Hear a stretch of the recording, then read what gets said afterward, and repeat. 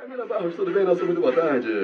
Boa tarde, pastor. É uma alegria estar aqui, uma emoção muito grande. Eu glorifico a Deus por essa oportunidade. Boa tarde, queridos ouvintes. Deus abençoe a vida de vocês. Que bom, é isso aí. Pela primeira vez a nossa missionária Camila Barros, ela que tem servido a Deus e nas igrejas, através do seu ministério, Deus tem usado ela com poder, com autoridade, com dinâmica, né, para falar de Jesus, né? E a nossa missionária Camila Barros é do Rio de Janeiro, é carioca ou é de outro estado? Sou carioca mesmo. Sou daqui de Nova Iguaçu. Eu costumo dizer carioca da Clara, né? A galera que tá na Baixada mais distante é tudo da Clara. É porque quem tá por aqui desse lado de cá é da Gema, né? É mais pra Gema. Maravilha, você foi nascida no lar evangélico também? Não nasci no lar evangélico. Na verdade, meu tio mais novo foi um dos primeiros a aceitarem Jesus, mas a minha família estava totalmente distante de qualquer coisa que se parecesse com os caminhos do Senhor, né? E através da vida da minha mãe, que foi quem começou a caminhar, a gente também começou a caminhar por livre e espontânea pressão. Porque a minha mãe aceitou Jesus e a gente tinha que aceitar também. E ninguém queria aceitar, não. E é impressionante como a gente é inspirado, igual o Satanás no deserto, para tentar Jesus a fazer o que a gente quer fazer. Minha mãe dizia que a gente tinha que ir para a igreja, eu dizia, mãe, mas a Bíblia diz que não é nem por força nem por violência. E ela dizia, não é lá fora, aqui na minha casa quem manda sou eu. 12 anos vocês não têm idade para se mandar. E aí levava a gente, eu me bagunçava toda, porque pensava, né, se eu ficar bem bagunçada, bem suja, ela vai ficar com vergonha. Ela dizia, pois o problema é seu, vai na frente. E a gente tinha que ir na frente caminhando, e não é que deu certo? Deu certo, no final deu certo. É a obra de Deus, Deus zela, Deus cuida, né? Amém. Maravilha. Então a nossa irmã Camila, com 12 anos, já era aquela coisa assim, nada de ir para a igreja e tal, mas... Nada, com 12 anos ali, foi quando minha mãe começou a ir, e ela dizia que a gente tinha que ir e tal, e eu não queria, mas ela sempre pressionando, porque minha mãe sempre exerceu muita autoridade, né? E tem isso, né? É uma palavra até que eu costumo e acho interessante dizer aos pais, né? 12 anos a gente dizia assim, não, mas eu não escolhi isso, eu não quero isso. Ela dizia, você não tem idade para escolher nada para você, quem vai escolher sou eu. E eu digo isso porque realmente nós estamos vivendo um tempo onde crianças de 12 anos, ou porque são adolescentes, querem mandar e não, né? Não pode.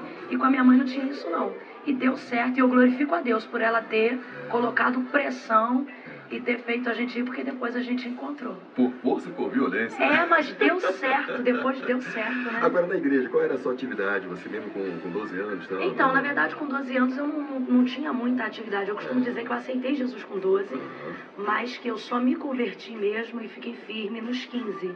Os 15 anos de idade. Porém, eu acho importante dizer que desde o dia que eu levantei a mão e que eu fui lá pra frente, entreguei minha vida ao Senhor, nunca mais a minha vida foi a mesma, pastor.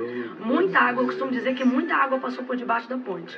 Mas igual aquela vida pregressa, nunca mais foi a mesma. Você tem noção, carnaval de 97, eu queria pular, gritar, e o trio elétrico lá, e eu atrás do trio elétrico, de repente dava um trovão, eu pegava minha irmã mais velha pela mão, eu dizia, Lani, pelo amor de Deus, vambora, Jesus está voltando, e dava um medo danado, e na verdade, aquilo ali já era o Espírito de Deus anelando o meu coração ao temor do Senhor. E é Ele quem convence, né? Eu tenho uma colocação que eu aprendi acerca do Espírito Santo. Posso falar, pastor? Pode. Eu digo que o Espírito Santo, uma das suas principais funções é o convencimento, né? É Ele quem convence o homem do pecado, da justiça e do juízo. Então, ele convence. E eu resumo da seguinte maneira. Ele faz o homem querer o que o homem não quer, como se o homem quisesse. E ele faz isso tão bem que no final a gente acha que fez totalmente porque quis, mas não. Foi graças à ajuda dele. Bendito Espírito Santo que convence a gente. Então, apesar de ter passado muita água embaixo da ponte, o Senhor, ele já começou a anelar o meu coração, a temê-lo. E aí, depois dos 15, sim, aí eu comecei a ficar amarrada ao altar. Agora, o que você gostava de fazer na igreja? Ou gosta ainda? Sempre consagração. Todo culto meu vira uma consagração. Todo culto de ação de graça, culto de domingo. O pessoal lá da igreja até falava que quando a direção do culto de domingo estava comigo, virava uma consagração, né? Eu gosto dessa parte mesmo da libertação, da consagração, muita oração. Eu fui alvo, né, pastor, essa transformação, esse movimento da conversão da minha vida aconteceu graças ao ministério da visitação de irmãs, que eu tenho certeza muitas estão ouvindo agora, o ministério da visitação no lar. Aquelas irmãzinhas do coque, né? Acho que não tem coque também, mas que vão. E que iam na nossa casa e eles faziam campanha de libertação pela vida da minha mãe. Antigamente era muito comum as igrejas trabalharem com esse tipo de ministério de visitação. Agora diminuiu um pouquinho. Isso, mas eu ainda há gosto. igrejas que têm esse E eu gosto, pastor, de falar isso, porque o ministério da visitação, ele faz muita diferença. Às vezes iam 2, 3, mas elas iam, elas oravam e elas ungiam. Eu não sei se o povo que está nos ouvindo, mas eu vim ali daquele berço pentecostal. Então ela é daquelas irmãs que marchava na casa. E eu dormindo, né? Porque eu queria ficar no quarto, porque essas irmãs chegavam 8h30 da manhã. Eu pensava, meu Deus, esses crentes não tem nada para fazer, não. E eu dormindo, e minha mãe mandava a gente levantar, a gente não queria levantar, não levantava por bem, mas levantava pelo barulho, porque elas marchavam e oravam, e devagar eu fui levantando, porque elas faziam campanhas, né, pastor? Que é uma coisa que eu amo na igreja. Elas não iam uma vez e deixavam a gente lá, elas iam e semana que vem voltavam, e na outra semana voltava, e aquela perseverança. Aí quando elas voltavam, eu já não estava mais dormindo, eu estava acordada, e aí eu orava junto, e aí eu chorava, e sentia a presença de Deus. Depois, mais um tempo, queria ler um versículo. E elas olhavam para mim e diziam, olha, um dia você vai ser uma missionária. Tem uma até, irmã Evânia, se depois for gravado, vou até mostrar para ela, até hoje. Ela olha para mim e fala, lembra? Você não queria nada, eu olhava para você, eu dizia que você ia ser uma missionária. E é verdade, cumpriu, irmã Evânia, obrigada. Graças a Deus, é isso aí. Meus irmãos, olha aí, é aqui da nossa Rádio Sename, a rádio da Secretaria Nacional de Missões, o órgão da Convenção Geral das Assembleias de Deus, ao vivo aqui conosco, a nossa... Mas aí quando eu vim para a igreja, eu também muito focada, né? Quando eu decidia servir ao Senhor, eu queria servir ao Senhor mesmo, não queria mais nada. Não queria beijar na boca, não queria nada. Queria ficar nos jovens, adorar, cantar, ir para as consagrações. Mas aí o Eduardo começou a ficar de olho em mim, pastor. E eu falava pra minha mãe, ó mãe, esse filho do pastor aí, ó, tá muito sem vergonha ainda em cima de mim, tem que esperar eu me firmar. Mas ali o Senhor já falava comigo. Nas consagrações, sempre, pastor, o Senhor falando comigo através dos seus profetas, da sua palavra, sempre na casa de Deus, e o Senhor sempre falando que me via vestida de noiva e que a obra seria muito, muito cedo. É um termo entre os profetas, dizia, eu tenho pressa. E de fato cumpriu. O Eduardo foi meu primeiro namorado, meu noivo e meu único marido. Então com ele eu namorei de 15 para 16, né, basicamente, já terminando ali. 16 anos estava namorando com ele, 17 noivei, 18 casei. Então realmente cumpriu, como disse os profetas. Inclusive, quero deixar uma palavra para os jovens, não deixe esse negócio de ficar namorando 5, 6 anos não, Deus não quer isso não. Tem que ser uma coisa papum. Se é de Deus, confirmou, selou, e Deus enviou o recurso, pastor. Deus enviou tudo que o Senhor imaginar na minha casa. Porque tem pessoas que querem casar com tudo dentro, com a casa mobiliada já, com tudo do bom e do melhor, mas nem sempre. E outra coisa que eu aprendi com casamento, que é válido dizer, né, que aqui eu estou falando do Eduardo, que é o amor da minha vida, eu tenho aprendido isso. Muitas meninas e muitos jovens reclamam concernente a casamento. Me ajuda em oração, eu ainda não casei, eu quero casar e tal. Só que eu percebo uma coisa, pastor. As pessoas estão procurando, na maioria das vezes, relacionamentos prontos. Você não vai encontrar um relacionamento pronto. Você precisa investir em alguém e mediante o sentimento que você tem por essa pessoa, que se é de Deus e tal, acreditar nisso e trabalhar em cima disso. Hoje, por exemplo, ano que vem eu vou fazer 10 anos de casamento. Graças a Deus, 10 semanas santas. Esse mês de julho eu fiz 9, o mês que passou, fomos para Gramado. Eu tenho uma alegria, um prazer muito grande. Eu e o Eduardo, às vezes ele mesmo ficou olhando, ele fala, quem diz que a gente tem 9 anos? Porque quando a gente disse que ia casar que eu tinha 18, pastor, a gente ouviu tanta coisa ruim, mas é uma coisa que minha prima falou, todo mundo que fala mal de casamento tá casado, né? Então eles falam porque eles estão, mas a gente descobriu pela gente mesmo que na verdade o casamento é uma bênção, o casamento cristão é uma dádiva. Então a gente foi muito mais feliz, Deus prosperou mais a nossa vida, abençoou e a gente se ama muito, só que isso na construção de um relacionamento.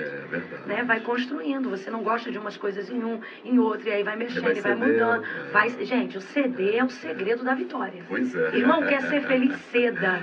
Eu ouvi isso uma vez de uma serva do Senhor e é verdade. A mulher submissa é mais feliz, né? é mais feliz, e isso é verdade. Então, assim, gente... Se bem que a maioria das mulheres não gosta de ouvir essa palavra submissão. Porque elas acham que submissão tá ligada a tapete, a barriga no fogão, a criança chorando no braço e o marido bonitão lá. Não, gente.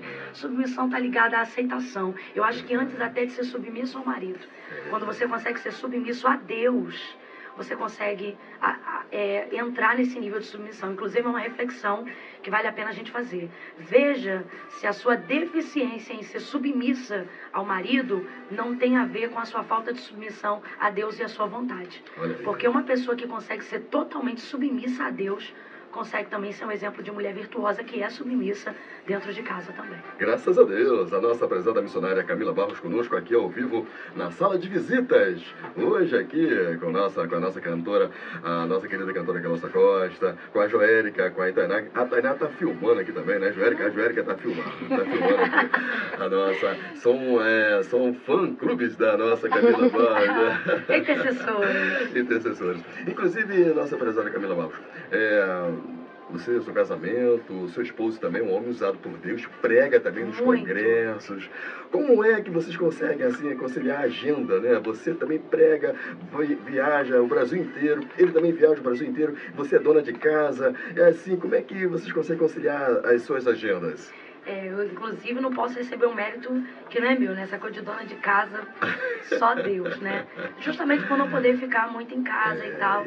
Mas eu louvo a Deus pela compreensão do Eduardo, há uma recíproca, né? Justamente por vivermos o mesmo ministério, não há por que não haver uma compreensão de ambas as partes, né? Mas o Eduardo, ele é um grande pregador, não é porque é meu esposo, não. Mas eu até brinco com ele, né? Com ele e com alguns pastores aonde eu vou.